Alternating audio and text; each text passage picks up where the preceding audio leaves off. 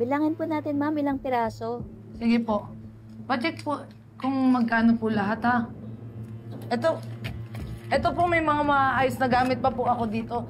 Magaganda pa po ito kasi maalaga naman po ako sa gamit eh. Ito po 150 ko po nabili to, 100 na lang po. At ito laptop ko. Sige na, te. Babalikan ko na lang kapag nagkapera na lang po ako.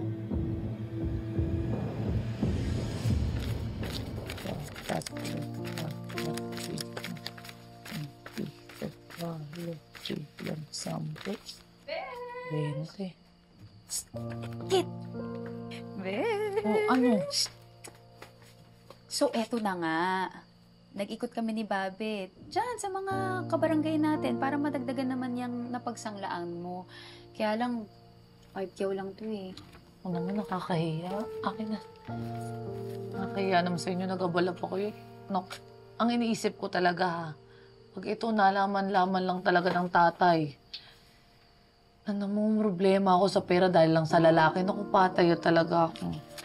Ano ka ba? Siyempre, hindi namin sinabi na para sa'yo. Pinalabas namin ni Bobby na kami yung may kailangan, kami yung nangungutang. Kaya, don't you worry. Be happy, besh!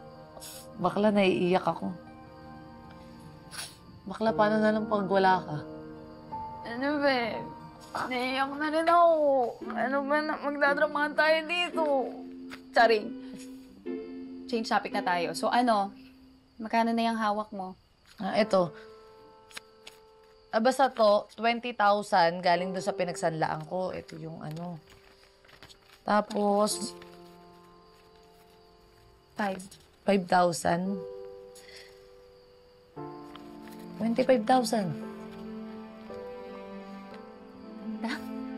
Naku naman, hindi man lang tayo umabot ni kalahati sa 150,000 na kailangan mo, besh. Hirap na ako. Hindi ko alam kung saan lupalop ng earth ko hahagilapin ko. Tungkulang ko pang pera.